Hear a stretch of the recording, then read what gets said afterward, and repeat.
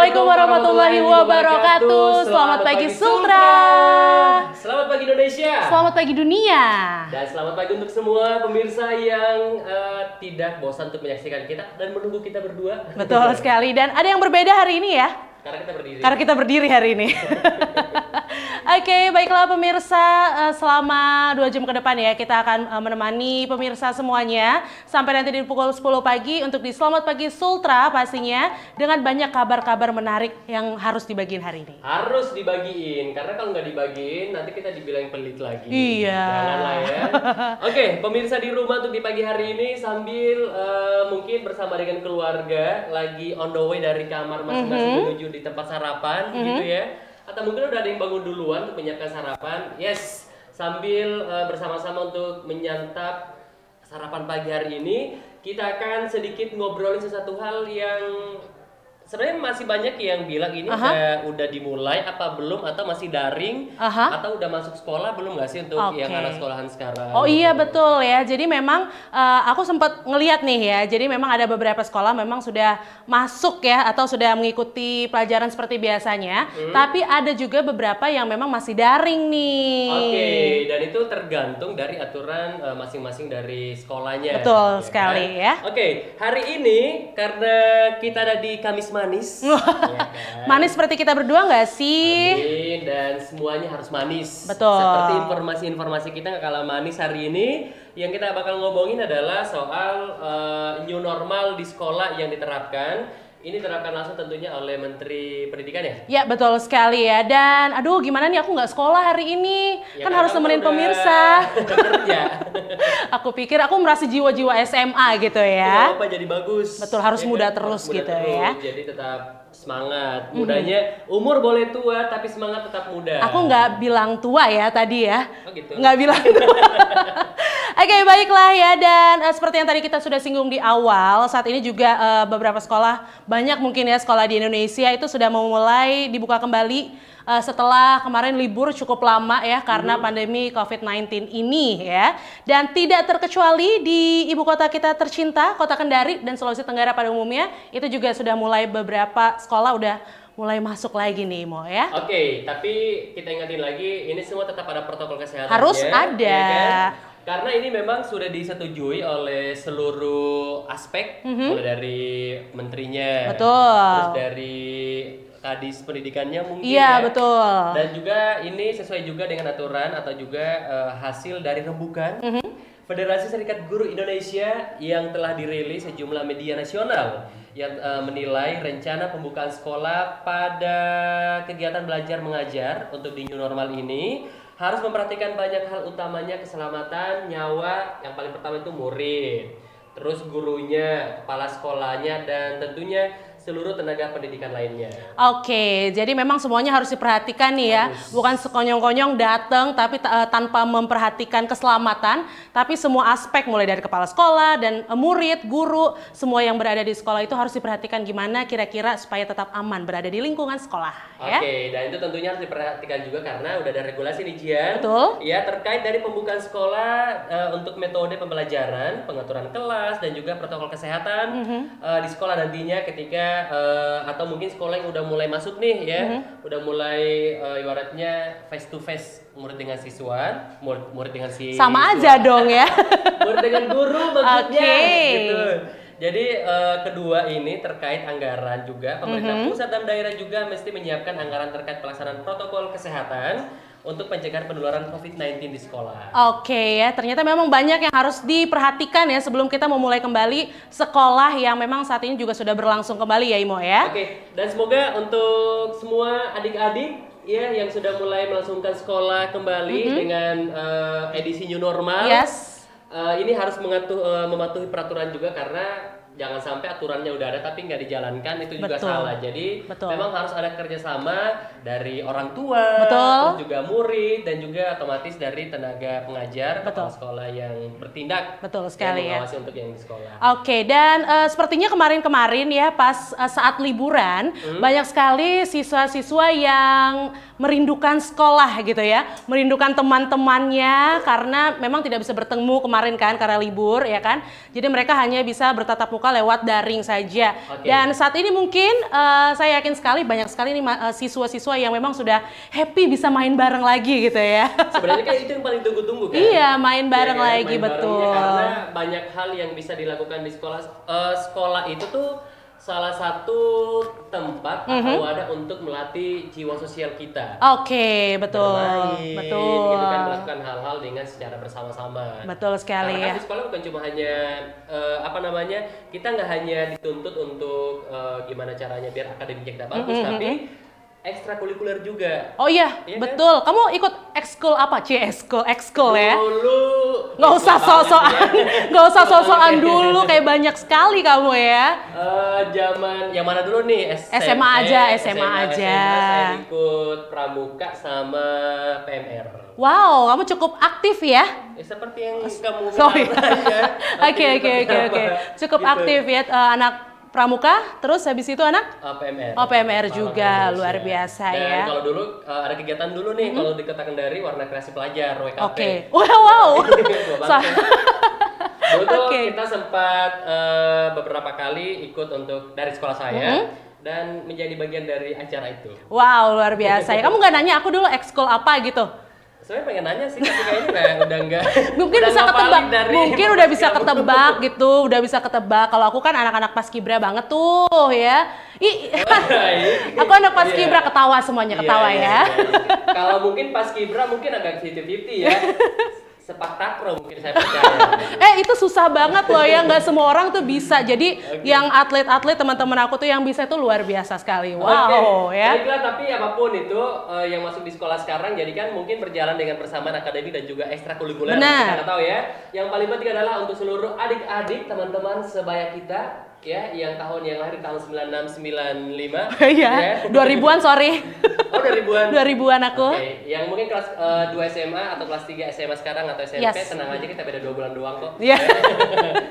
Oke, semuanya tetap menjalankan protokol kesehatan biar belajar mengajarnya tetap aman dan nggak ada rasa was-was. Benar.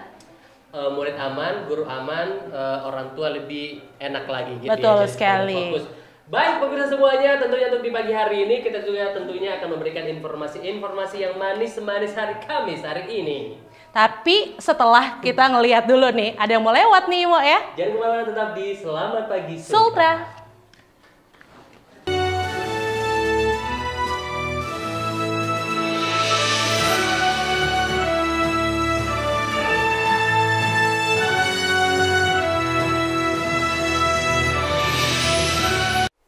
Berikut perkembangan kemunculan gejala sakit COVID-19 yang tampak dari hari ke hari ketika infeksi virus corona sudah terjadi. Hari pertama, pasien mengalami demam. Beberapa di antara mereka juga mengalami kelelahan, nyeri otot, dan batuk kering. Sementara sebagian kecil lainnya mengalami diare atau mual 1 atau 2 hari sebelumnya. Hari kelima, pasien bisa mengalami kesulitan bernafas, terutamanya jika mereka lansia atau memiliki gangguan kesehatan sebelumnya. Hari ketujuh, pada hari ketujuh ini, gejala di atas muncul dan rata-rata pasien belum dirawat di rumah sakit. Hari ke-8, pada titik ini, pasien dengan kasus yang parah 15% mengalami sindrom gangguan pernapasan akut atau ketika cairan menumpuk di paru-paru. Kejadian ini sering berakibat fatal. Hari ke-10, jika pasien memiliki gejala yang memburuk, ini adalah waktu ketika penyakit COVID-19 membuat pasien harus dirawat di ICU. Pasien-pasien yang memiliki kondisi ini lebih mungkin memiliki sakit perut memburuk dan kehilangan nafsu makan, ketimbang mereka yang termasuk kasus ringan. Pada fase ini, tingkat kematian ditemukan hanya sekitaran 2%. Hari ke-17, rata-rata pasien yang pulih bisa keluar dari rumah sakit setelah 14 hari sampai 18 hari perawatan. Sultra cerdas untuk negeri.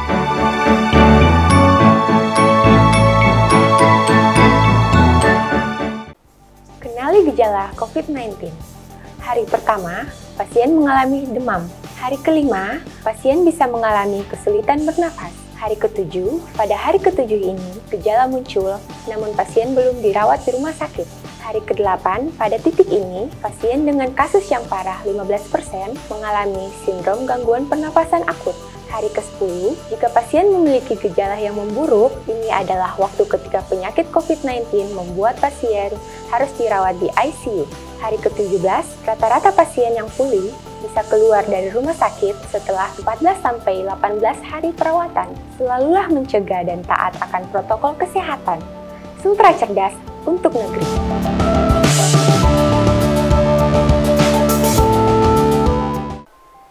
Berikut ini ada 10 cara menjaga diri dan keluarga agar terhindar dari penyakit menular, khususnya penyakit yang disebabkan oleh virus corona. Yang pertama, makan dengan gizi yang seimbang, agar tetap menjaga kekebalan tubuh yang lebih baik, serta makanan akan memberikan tenaga. Yang kedua, rajin berolahraga dan istirahat yang cukup. Hal ini juga sangat penting, selain menjaga tetap sehat, kekebalan tubuh pun akan meningkat. Yang ketiga, menjaga kebersihan lingkungan agar tidak terhindar dari pertumbuhan bakteri, kuman, virus, dan jamur di sekitar lingkungan.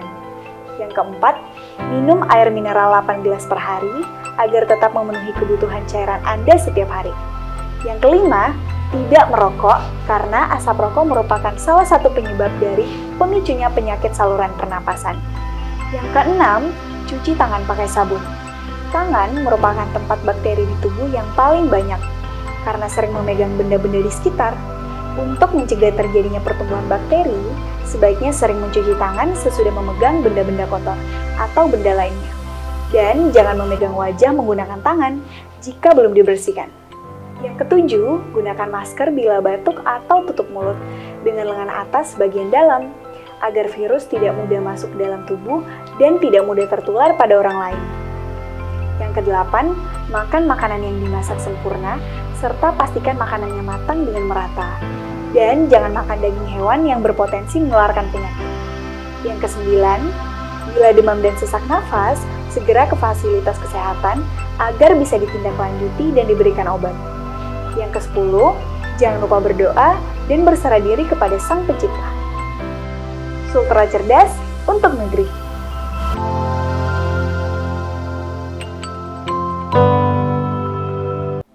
Tahukah Anda, di masa pandemi COVID-19, protokol kesehatan sangat penting untuk diterapkan di berbagai kondisi dan kesempatan. Seperti apa yang dimaksud protokol kesehatan? Berikut penjelasannya. Yang pertama, jaga kebersihan tangan. Yang kedua, jangan selalu menyentuh bagian wajah dalam kondisi tangan yang belum bersih. Yang ketiga, terapkan etika batuk dan bersin. Yang keempat, sering pakai masker, apalagi Anda yang memiliki gejala gangguan pernapasan. Yang kelima, jaga jarak untuk menghindari terjadinya paparan virus dari orang ke orang lain. Yang keenam, isolasi mandiri bagi Anda yang merasa tidak sehat. Yang ketujuh, jaga kesehatan selama berada di dalam rumah atau berkegiatan di luar rumah. Sultra cerdas untuk negeri.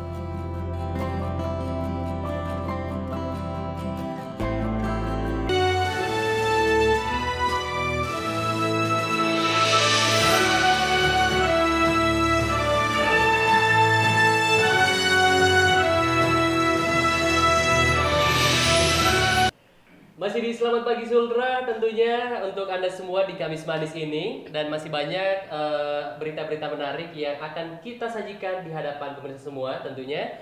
Yang pertama ini memperingati atau sesuatu hal peringatan dari Kejaksaan Negeri Jeneponto, Sulawesi Selatan, Aga Kareba, Makassar ya. Jadi di puncak peringatan Hari Bakti Adiaksa yang ke-60, Kejaksaan Negeri Jeneponto, Sulawesi Selatan berlangsung secara virtual nih pemirsa. Di tengah pandemi COVID-19 pada hari Rabu kemarin tanggal 22 Juli 2020. Seperti apa berita selengkapnya kita saksikan. Ini dia. Peringatan Hari Bakti Adiaksa ke-60 berlangsung di seluruh Indonesia dengan Inspektur Upacara Jaksa Agung Republik Indonesia Burhanuddin. Dalam pelaksanaan ini tetap mengedepankan protokol kesehatan. Peringatan Hari Bakti Adiaksa ini juga dilaksanakan di Kejaksaan Negeri Jeneponto, Sulawesi Selatan, namun pelaksanaannya secara virtual. Kepala Kejaksaan Negeri Jeneponto Ramadi Agus menyebut, Pihaknya akan terus bergerak dan berkarya untuk masyarakat Jeneponto. Saat ini mencanangkan zona integritas menuju wilayah bebas dari korupsi dan wilayah birokrasi dan bersih melayani. Ada beberapa yang sedang kita bangun, termasuk dalam tahun ini adalah membangun zona integritas menuju wilayah bebas dari korupsi, WBK, dan wilayah birokrasi bersih melayani, WBBM. Jadi dalam tahun ini kami sedang membangun ZI, WBK, WBBM. Ada beberapa yang sudah kita bangun, baik dari sarana, prasarana, mungkin bisa dilihat. Di sini kita punya teras aspirasi, jadi masyarakat yang ingin menyampaikan aspirasi juga bisa menyampaikan, diterima di teras aspirasi. Kemudian juga pada beberapa bidang di Kejaksaan Negeri Jeneponto, misalnya bidang barang bukti dan pengelolaan barang bukti dan barang rampasan, punya fasilitas untuk pengantaran barang bukti secara gratis. Jadi barang bukti yang telah inkrah akan diantar ke rumah secara gratis. Kemudian juga beberapa di antaranya sudah berjalan, misalnya sarana dan prasarana seperti adanya teras aspirasi. Masyarakat bisa menyalurkan aspirasinya melalui sarana teras aspirasi di Kejaksaan Negeri Jeneponto. Selain itu, juga memberikan layanan pengantaran gratis kepada warga berupa barang bukti yang mempunyai kekuatan hukum tetap atau inkrah. Termasuk pengguna kendaraan yang ditilang, pihak kejaksaan akan mengantarnya secara gratis. Kemudian juga kita mempunyai fasilitas di bidang tindak pidana umum dengan pengantaran tilang secara gratis. Kemudian juga di bidang intelijen juga kita punya media kinerja, yaitu dengan adanya program ngerujak, yaitu ngerumpi bareng jaksa yang dilaksanakan di Radio Turatea setiap hari Rabu pukul 10 sampai dengan pukul 11.30 di Radio Turatea 97,3 FM. Dan itu setiap minggunya disampaikan mengenai apa yang dilakukan oleh kejaksaan, kemudian masyarakat bisa berkomunikasi langsung, dan itu setiap bidang secara bergilir memberikan kinerja, menyampaikan kinerja kepada masyarakat Jeneponto. Samsul melaporkan dari Sulawesi Selatan. Kembali lagi untuk di Selamat Pagi Sultra, dan tadi sudah diberikan satu informasi dari Imo. Gimana kalau misalnya sekarang Jihan tambah lagi ya? Boleh. Boleh. Saat ini Jihan punya berita yang menarik juga nih, bahwa Balai Latihan Kerja Kendari mendistribusikan produk pelatihan tanggap COVID-19 ke pondok pesantren, lembaga keagamaan, dan organisasi kemasyarakatan yang berada di Sulawesi Tenggara. Seperti apa beritanya? Yuk kita saksikan.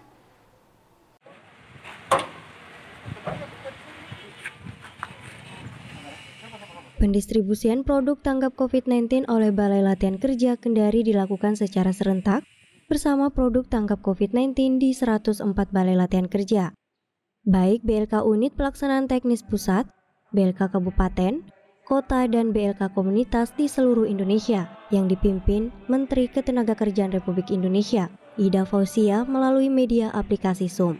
Semua hanya berfungsi untuk kepentingan masyarakat di negara sendiri. Pada saat itulah maka ikhlas dari bangsa Indonesia tidak bisa lagi mengandalkan impor pangan.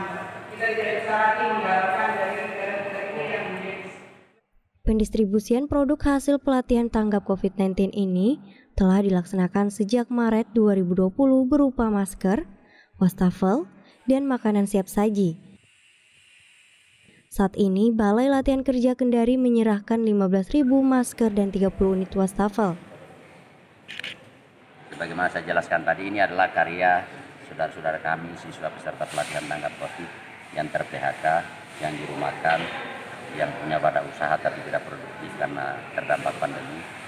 Mudah-mudahan karya-karya mereka ini bermanfaat bagi saudara-saudara kami masyarakat yang khususnya di lingkungan pondok pesantren, di lingkungan gereja, di lingkungan komunitas-komunitas organisasi kemasyarakatan, sehingga dengan itu insya Allah kita bisa secara bersama-sama bisa memutus mata rantai COVID-19, dan kita berharap semoga COVID-19 ini segera punah dari muka bumi, khususnya kita di Sulawesi Tenggara dan Indonesia, supaya kita kembali berproduktif, melakukan berbagai aktivitas yang produktif lagi.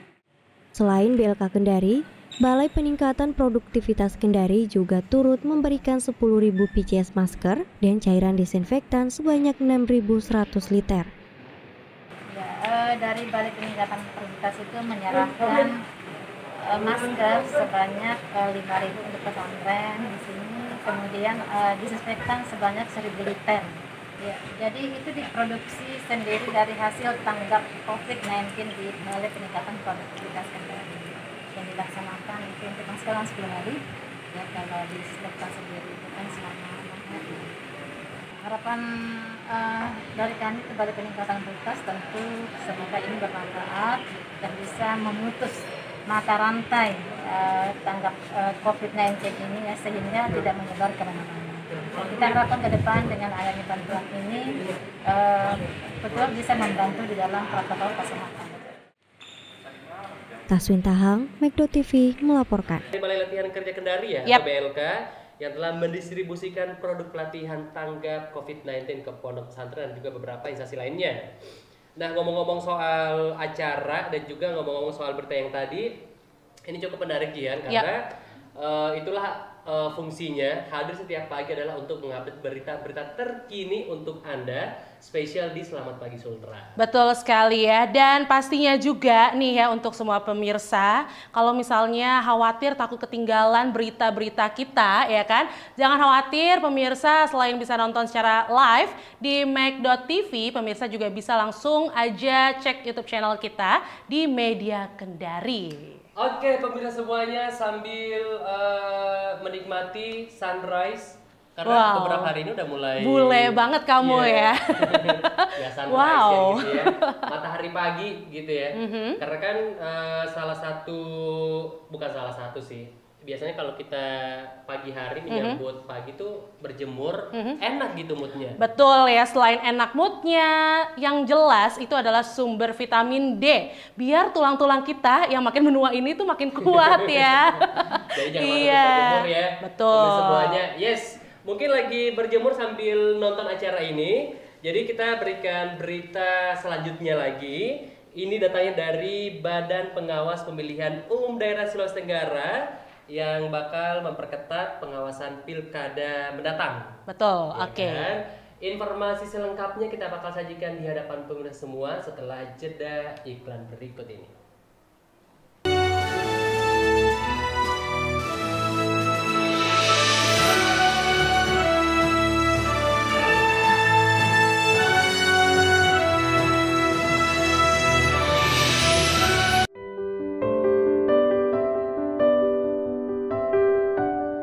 Sobat, mengapa selama masa pandemi COVID-19 di rumah itu lebih aman? Alasannya cukup jelas, karena yang pertama, social distancing tercapai, yang kedua, terhindar dari droplet atau tetesan kecil dari orang lain, dan yang ketiga, terhindar dari penyebaran virus melalui udara di tempat umum. Pastikan diri kita aman di rumah saja, dan keluar rumah hanya untuk kebutuhan mendesak, misalnya ke fasilitas kesehatan atau urusan penting lainnya. Sultra cerdas untuk negeri.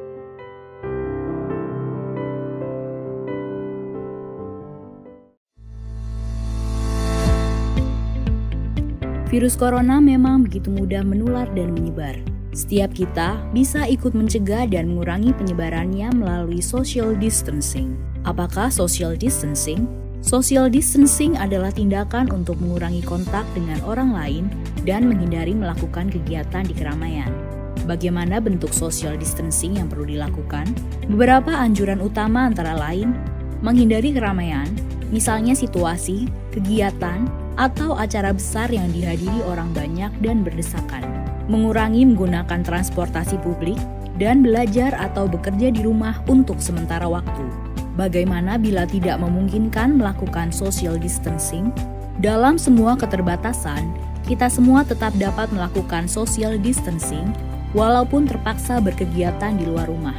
Siapapun yang baru datang dari negara terpapar COVID-19 atau bila kita menunjukkan gejala sakit, disarankan untuk tidak keluar rumah selama 14 hari atau self-quarantine atau segera cari bantuan medis. Selain dua kondisi di atas, yang perlu dilakukan adalah mengurangi sebisa mungkin kegiatan di luar rumah dan di keramaian. Bila harus keluar rumah dan menggunakan kendaraan umum, perlu menghindari waktu ramai atau peak hours. Hindari menyentuh permukaan yang mungkin dipegang orang lain juga. Misalnya, pegangan tangga atau gagang pintu. Bila harus berpergian dengan pesawat, kereta, atau bus, cari tahu mengenai status keamanan tempat yang akan kita datangi. Hindari berdesakan dengan orang lain, gunakan masker bila diperlukan, dan jangan lupa segera mandi dan bersihkan diri setiba di tujuan. Bila perlu membeli makanan atau kebutuhan lain, sebisa mungkin gunakan layanan pesan antar. Bersihkan atau cuci barang yang dibeli sebelum disimpan, dan utamakan memesan makanan yang matang sempurna. Bila perlu berolahraga, pilihlah yang dapat dilakukan di dalam rumah atau yang dilakukan di tempat terbuka.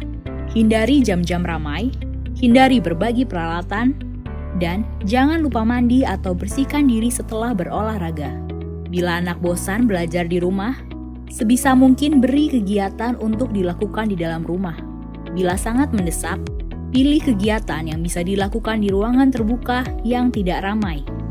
Ajarkan kebiasaan bersih-bersih setiap selesai berkegiatan, dan beri penjelasan dengan baik tanpa menakut-nakuti ataupun membuat panik. Apalagi yang perlu dilakukan selain social distancing, jangan lupa mempraktekkan kebiasaan bersih antara lain, cuci tangan sebelum beraktivitas untuk menghindari virus atau kuman kita menyebar kepada orang lain. Cuci tangan setelah beraktivitas agar kita terlindung dari virus atau kuman dari luar. Mandi dan berganti pakaian secepatnya setelah berpergian untuk memastikan rumah dan lingkungan tempat tinggal kita tidak terkontaminasi. Berdiam diri di rumah adalah pilihan yang bijak untuk saat ini. Namun demikian, social distancing bisa diterapkan di mana saja. Beri empati kepada saudara-saudara kita. Kondisi masing-masing berbeda. Mari tingkatkan solidaritas. Dalam pelaksanaan social distancing, pemerintah pusat dan daerah akan tetap memfasilitasi dan memberikan pelayanan terbaik bagi rakyat. Mari bersama kita lawan Corona.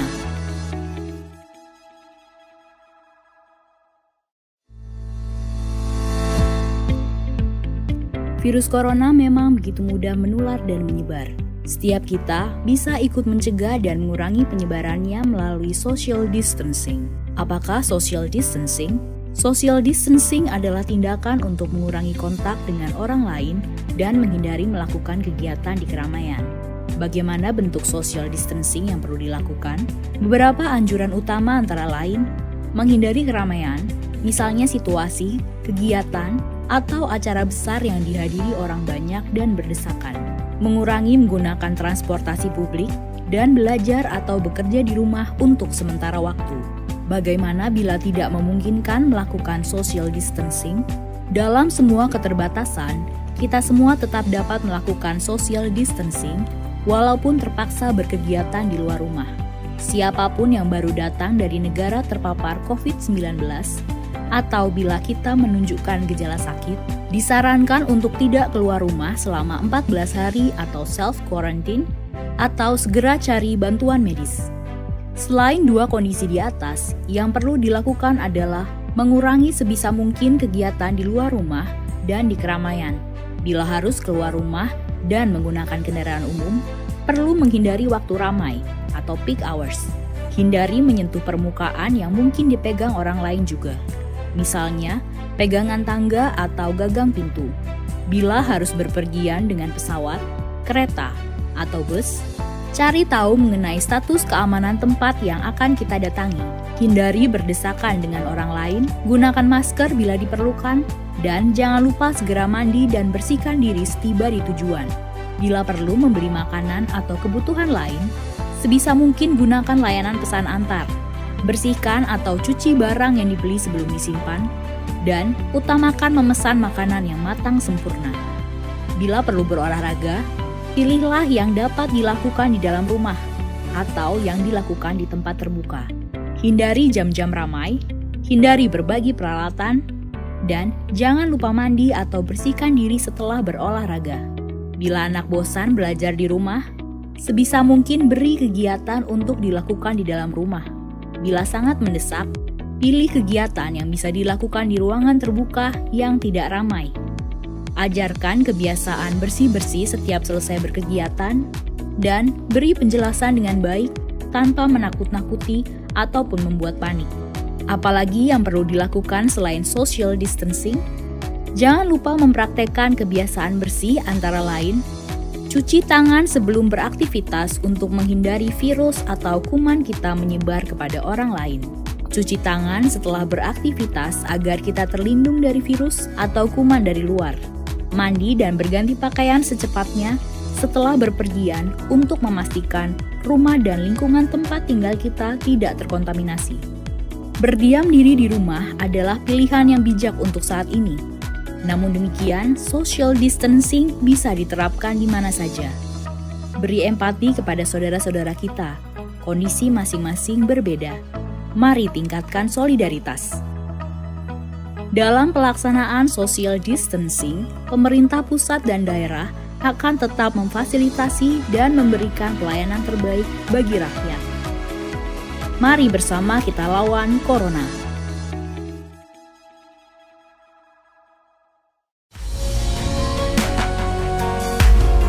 Mencegah lebih baik daripada mengobati. Bagi Anda yang ingin mengetahui bagaimana cara pencegahan penyakit menular, khususnya COVID-19, berikut hal yang bisa dilakukan. Yang pertama, sering cuci tangan menggunakan sabun atau hand sanitizer.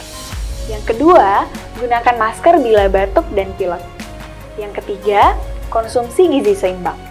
Yang keempat, rajin olahraga yang cukup. Yang kelima, terapkan social distancing. Yang keenam, hindari keramaian, apalagi kontak fisik dengan orang lain.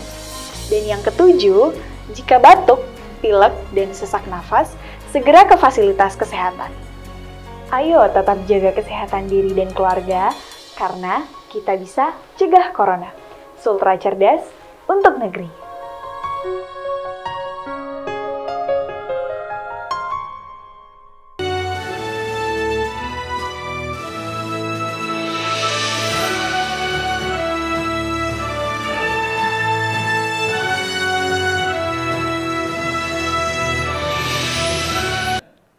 Oke, senyum paginya jangan lupa selalu ditebarkan pemirsa semua di rumah untuk di Selamat Pagi Sultra pagi hari ini, karena senyum itu menular. Betul, contagious ya, menular gitu. Kalau yang menular yang satu ini tuh harus disebar ya. Disebar.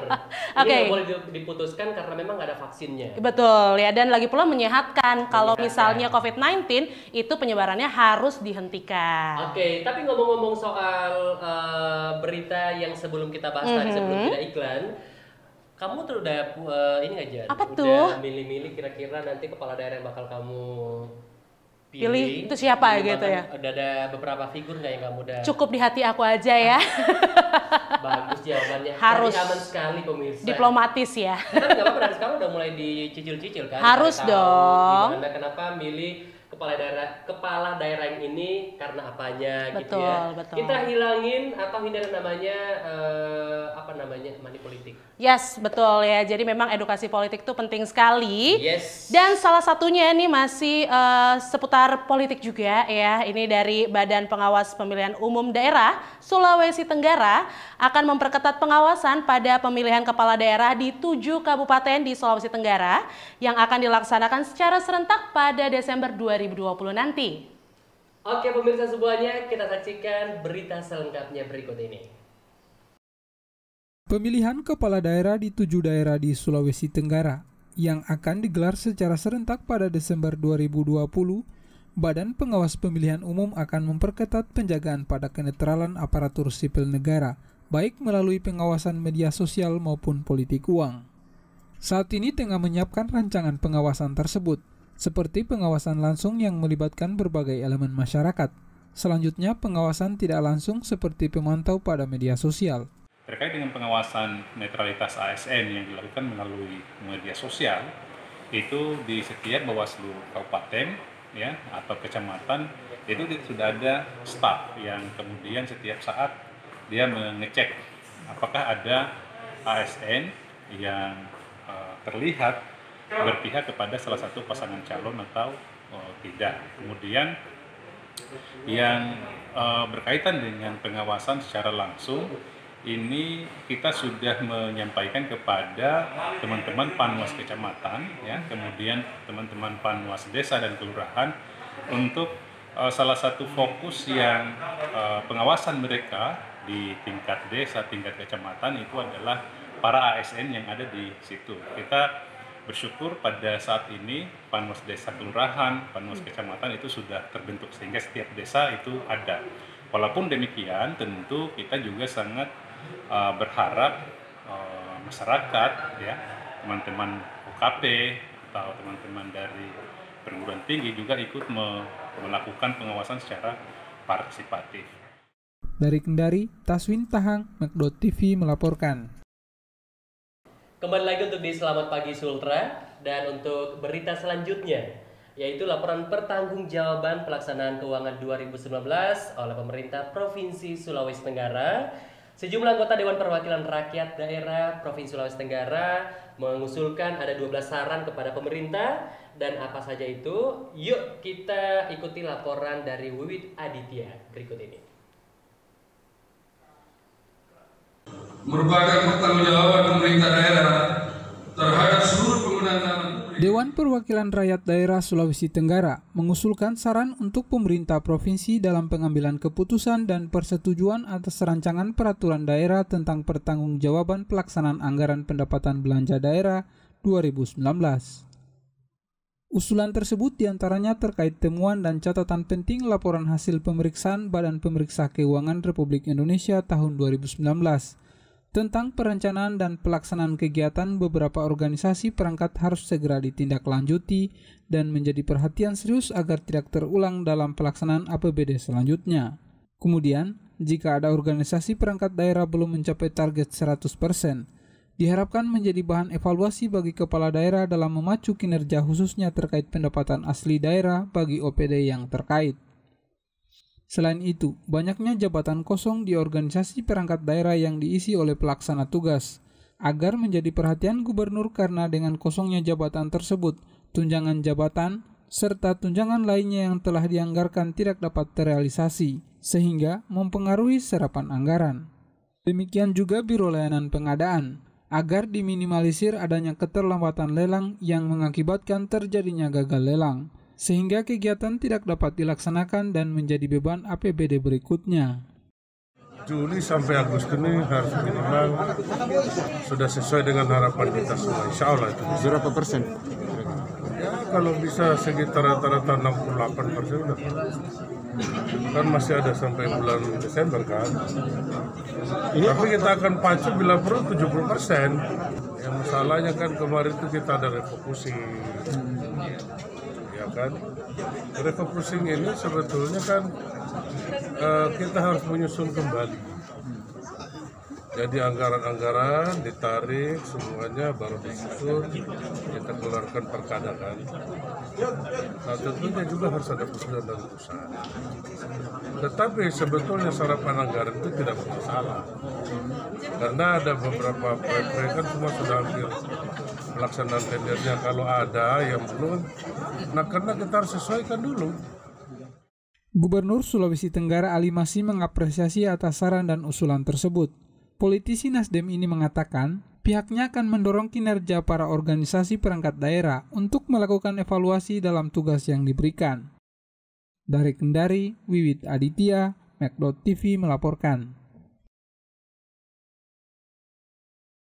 Kembali lagi di Selamat Pagi Sultra, masih bersama saya Jihan. Dan saya Mo Imran untuk menemani pagi hari pemirsa semua di rumah. Biar tidak tegang-tegang amat, kita hibur dulu dengan informasi-informasi menarik dan manis dari kita berdua. Oke, kirain yang menghibur tuh kita gitu. Maksudnya kita ngapain kayak gitu maksudnya.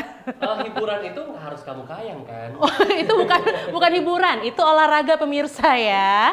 Oke. Tadi di awal-awal sempat kita ngebahas soal new normal untuk adik-adik kita mungkin SD, SMP, dan juga SMA yang sudah memasuki kembali gedung sekolah dengan new normal, aturan baru gitu ya. Dan tadi ada beberapa yang kita berikan apa ya namanya? Tadi kita ngasih tahu juga ke pemirsa itu tentang apa saja yang harusnya dipersiapkan gitu kan ya. Untuk new normal di lingkungan sekolah itu dia ya. Tadi kan udah pertama soal regulasi. Ya, betul. Kan? Terus juga masalah anggaran. Dan yang ketiga ini terkait infrastruktur dan penanggung jawab serta sumber anggaran. Karena kan tadi sempat dibahas bahwa memang untuk new normal ini dititik beratkan juga dari pihak pemerintah untuk memberikan anggaran mengenai protokol kesehatan yang bakal diterapkan di sekolah. Oke, jadi infrastrukturnya itu ya maksudnya anggaran, terus habis itu akhirnya menciptakan infrastruktur di new normal di lingkungan sekolah. Itu misalnya saja menyediakan tempat cuci tangan ya kan. Terus habis itu juga hand sanitizer, masker, pokoknya itu memang harus dianggarkan secara khusus tuh ya. Baik pemirsa semuanya yang lagi prepare juga mungkin untuk adik-adik ya untuk di pagi hari ini lagi siap-siap menuju sekolah. Hati-hati di jalan ya. Mungkin sudah ready sekali untuk mempersiapkan gimana caranya biar tetap sehat tapi nggak safety riding juga itu salah. Wah ya, jadi kalau misalnya memang akan berkendara gitu kan ya, pokoknya hati-hati di jalan, no gadget-gadget dulu ya. No gadget-gadget, dan kalau kamu mungkin menggunakan roda 2 jangan lupa pakai masker ya, biar aman dan juga dalam menuju ke sekolah nggak ada hal-hal yang takutnya merusak mood. Betul ya. Jangan lupa juga selain pakai masker pakai helm. Oh iya, ini pakai helm dulu ya. Pakai masker terus nggak pakai helm ya salah juga. Iya, nanti bakal dapat teguran gitu ya. Teguran betul ya. Oke, baik pemirsa, untuk di pagi hari ini ngomong-ngomong soal apa sih namanya? New normal untuk teman-teman kita, adik-adik kita yang memasuki era baru dengan cara belajar yang baru di new normal ini. Kita tahan dulu sebentar karena masih banyak informasi menarik yang bakal kita kasih di ruang gelar kaca Anda semua tentunya. Yang selanjutnya kita bakal kasih berita datanya dari lonjakan kasus positif COVID-19 yang berlanjut di Amerika Serikat dengan epicentrum baru di Florida yang akhirnya memperlakukan jam malam. Oke, kira-kira seperti apa beritanya ya? Nanti kita akan lihat setelah jeda iklan yang berikut ini.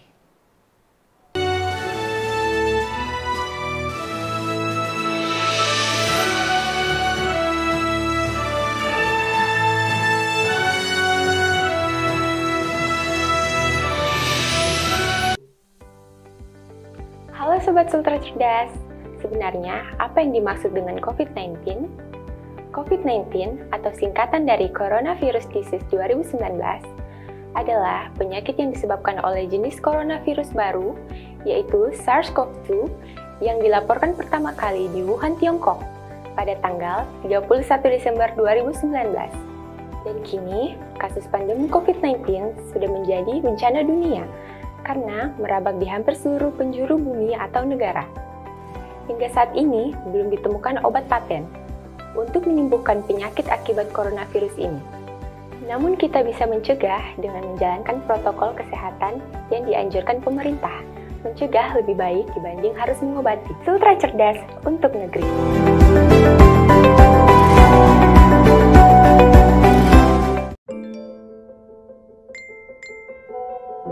Informasi tentang virus corona yang begitu berlimpah bisa jadi malah membingungkan. Maka dari itu, kita memerlukan protokol kesehatan yang alurnya jelas, sederhana, dan mudah dipahami.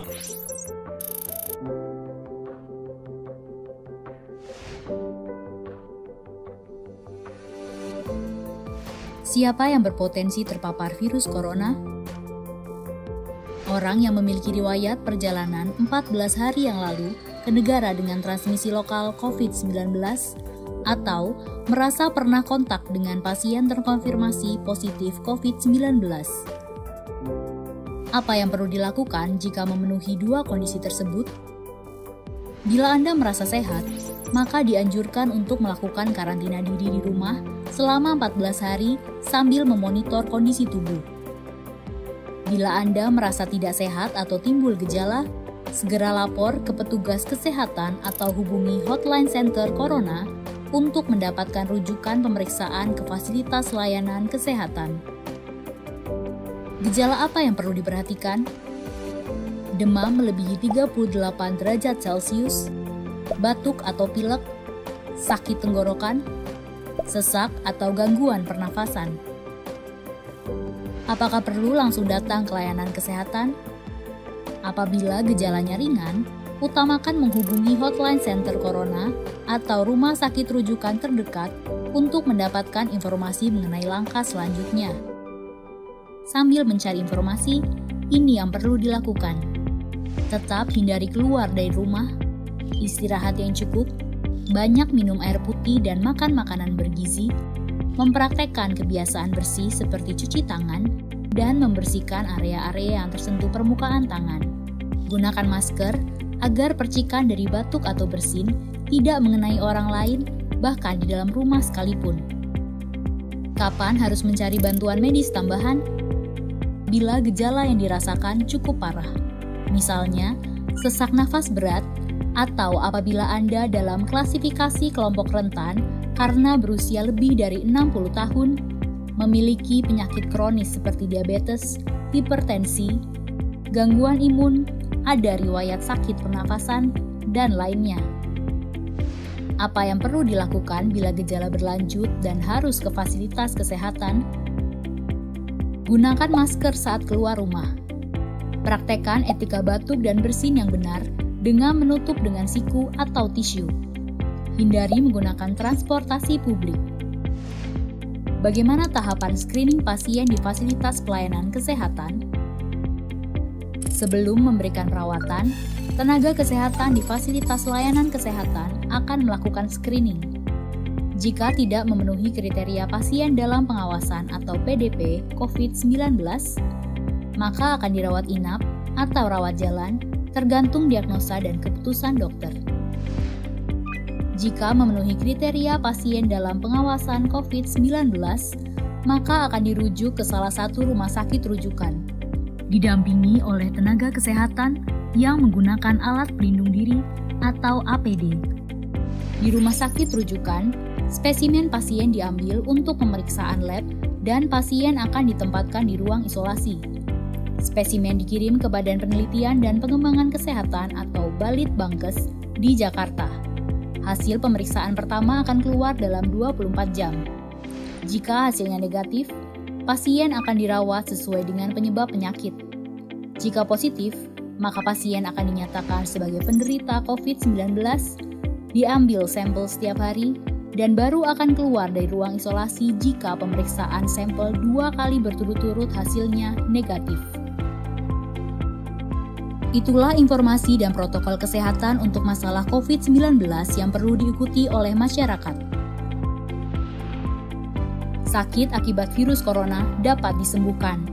Namun begitu, lebih baik mencegah dan tidak menularkan kepada mereka yang lebih rentan.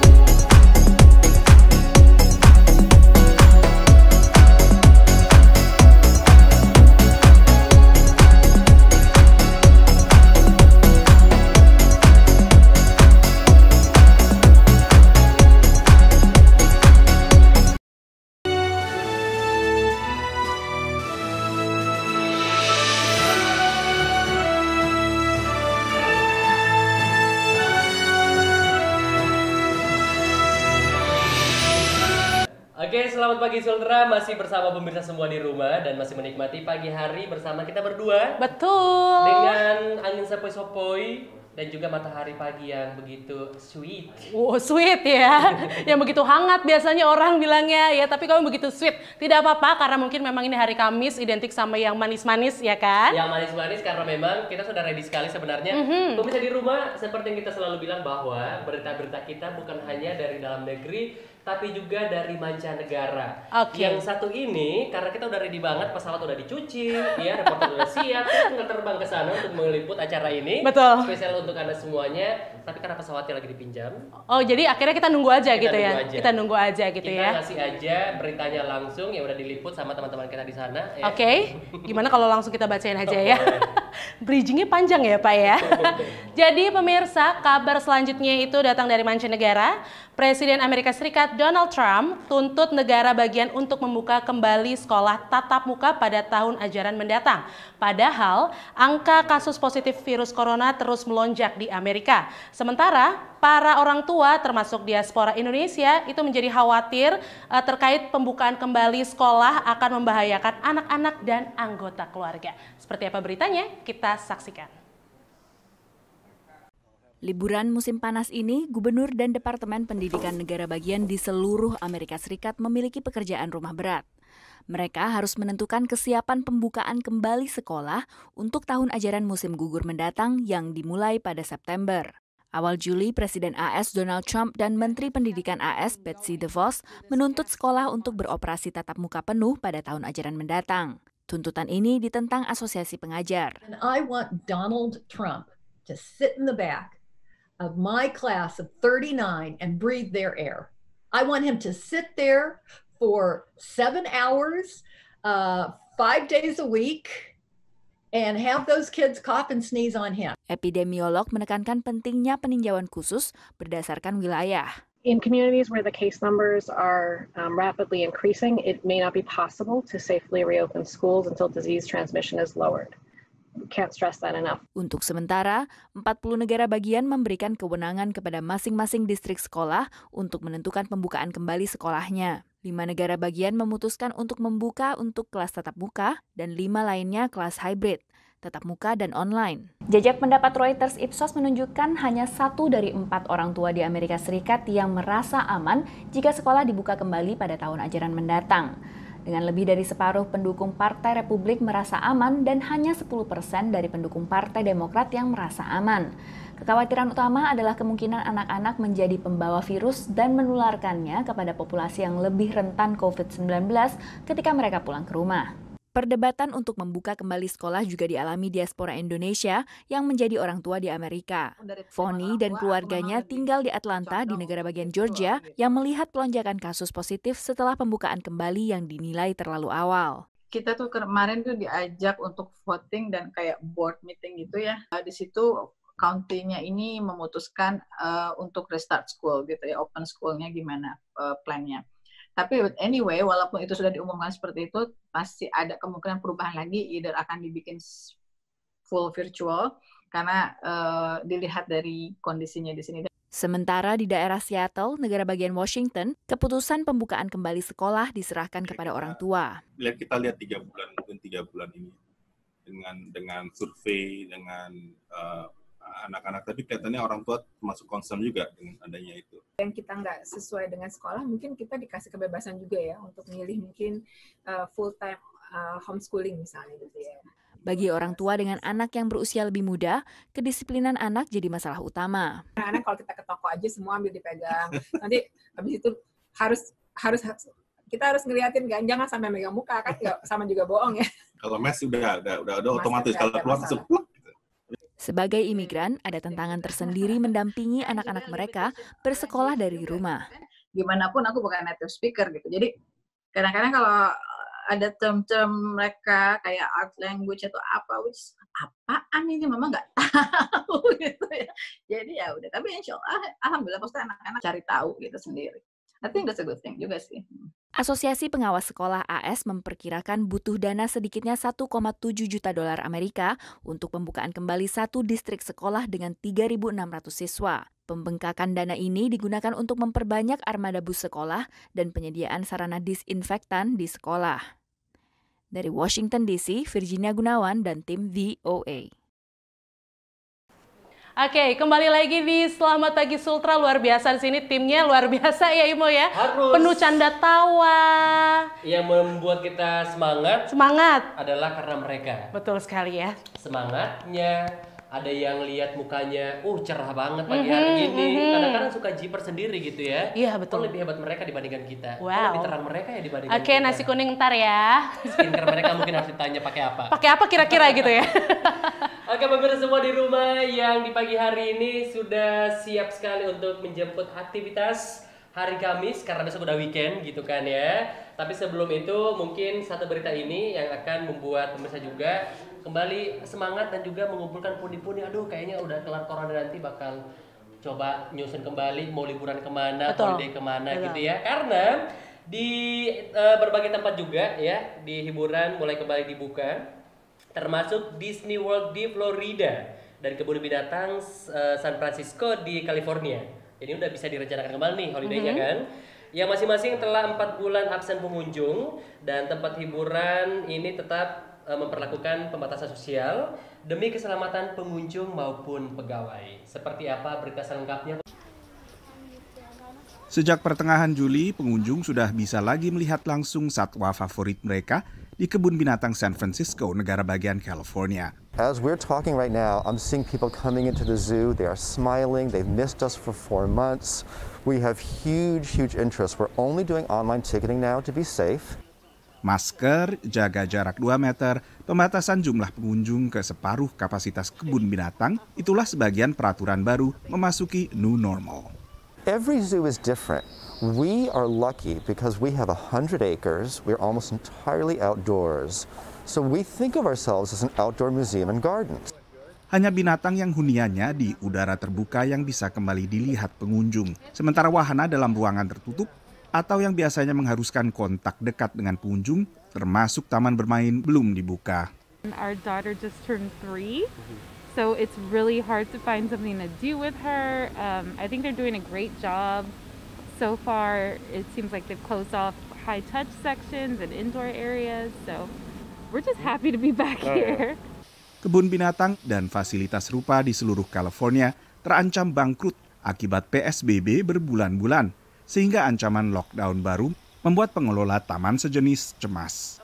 It costs the zoo $30,000 a day to operate. So we have a huge expenses whether we have visitors here or not. We need the income to come in from revenue. We get 70% of our income from gate revenue.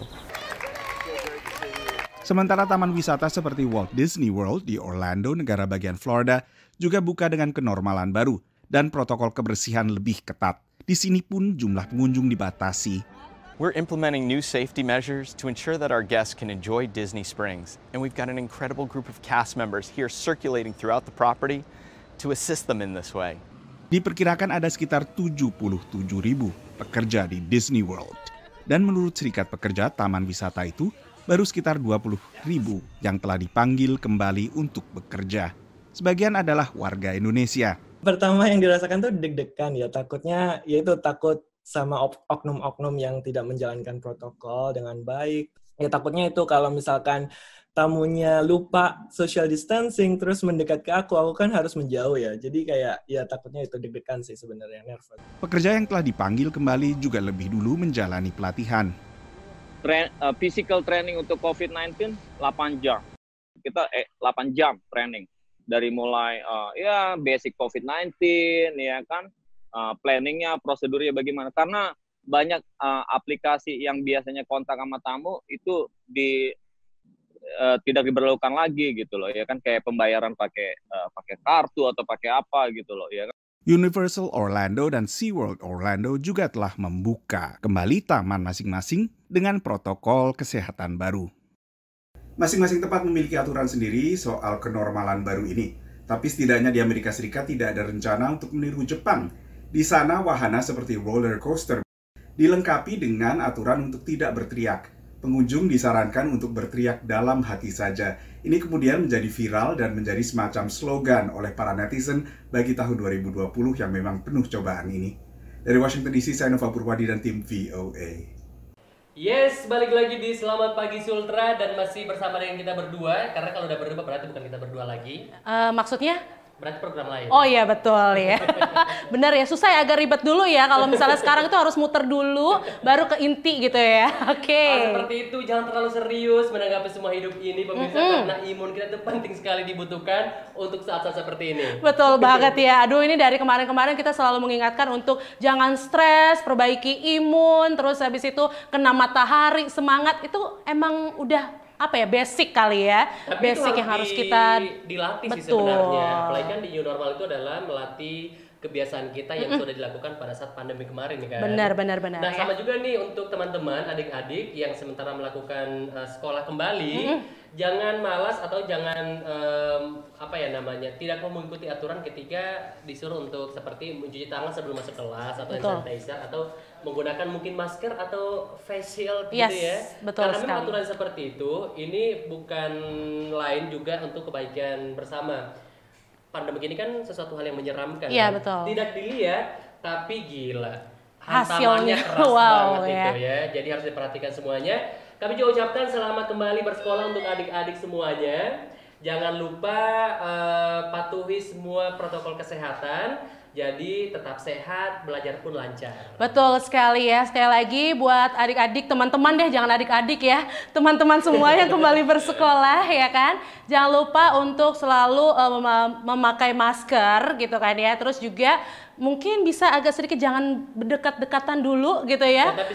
Physical distancing-nya harus tetap dijaga. Terus juga mungkin ini dari pihak sekolahnya juga nih, terutama guru-guru, kepala sekolah, itu harus tetap ada pelatihan-pelatihan bagaimana cara pihak sekolah itu menanggulangi atau ikut membantu dalam pemutusan rantai COVID-19 ini. Baik. Kalau tadi ada beberapa aspek yang harus diterapkan untuk sekolah yang sudah melakukan kembali face to face gitu ya. Tadi kan udah sampai 3 tuh, mulai dari regulasi, terus juga mulai dari regulasi, terus habis itu juga ada anggaran, betul, juga infrastruktur. Dan yang keempat itu pengelolaan belajar di masa pandemi. Oke, pengelolaan belajar mungkin yang tadinya belajarnya beberapa jam gitu kan ya, itu jadi dipangkas. Jadi mungkin kalau yang Jihan tahu ya, di salah satu sekolah yang adik Jihan masuk di sana, itu pembelajaran mereka itu maksimal 4 jam sehari. Oke, maksimal 4 jam 4 jam, sehari. betul. Siap. Jadi buat teman-teman semuanya dimaksimalkan jam yang disediakan, ya kan? Dan yang paling penting adalah tidak ketinggalan pelajaran. Itu dia. Tetap mendapatkan pelajaran sesuai dengan seharusnya. Betul. Untuk adik-adik semuanya atau teman-teman semuanya yang sementara menjalankan kembali sekolah face to face atau masuk gedung sekolah kembali. Oke. Baik pemirsa semuanya, terima kasih untuk Anda yang sudah menyaksikan Selamat Pagi Sultra. Kita ingatkan kembali lagi ya, kalau Selamat Pagi Sultra hadir setiap hari Senin sampai Jumat dari pukul 8 waktu Indonesia Tengah, jam 8 pagi ya. Oke, dan bisa langsung disaksikan di Mac.tv atau di YouTube channel kita di Media Kendari. Dan jangan lupa juga untuk di follow Instagram dari Mac.tv yaitu Media Kendari.com. Betul. Media Kendari.com ya. COM ya, di follow. Nanti di sana bakal mengupdate semua program-program dari Mac.tv itu apa aja. Terus updatean beritanya seperti apa aja, lengkap di sana semuanya. Dan juga yang paling penting adalah jangan lupa untuk di follow semua sosial media dari Media Kendari. Oke deh, kalau begitu semua sudah kita berikan lagi-lagi untuk di hari ini, untuk pemirsa spesial pastinya di hari Kamis ini, dan kita berdua sudah harus kembali beraktivitas seperti biasa ya. Ini aktivitas Jihan. Aku harus sekolah kak. Aduh, udah di ini WhatsApp sama guru dari tadi. Oh iya, aku lihat memang depan udah ada tas Dora ready. Iya, aku udah harus siap-siap sekolah ya. Baik pemirsa semuanya, selamat menjalankan aktivitas untuk di hari Kamis hari ini. Semoga aktivitasnya dari pagi sampai sore hari nanti tetap terjaga moodnya, tetap manis dan tetap enak dipandang gitu. Oke, nyaut aja ya Bang yang satu. Oke pemirsa semuanya, kita juga mengucapkan terima kasih untuk seluruh pemirsa yang tetap setia menemani kita dari pagi tadi, ya kan, sampai sekarang. Dan tentunya untuk seluruh kru kerabat kerja yang bertugas, teman-teman kreatif semua terima kasih ya untuk semuanya. Dan jangan bosan-bosan untuk selalu menyaksikan kita. Sekali lagi kita ingatkan dari jam 8 pagi ya, setiap hari Senin sampai Jumat. Oke deh kalau gitu. Kita undur diri. Yuk, ya. yuk pulang yuk. Pulang yuk. Pulang yuk. Wassalamualaikum warahmatullahi wabarakatuh. Selamat pagi. Sampai jumpa. Have a nice day.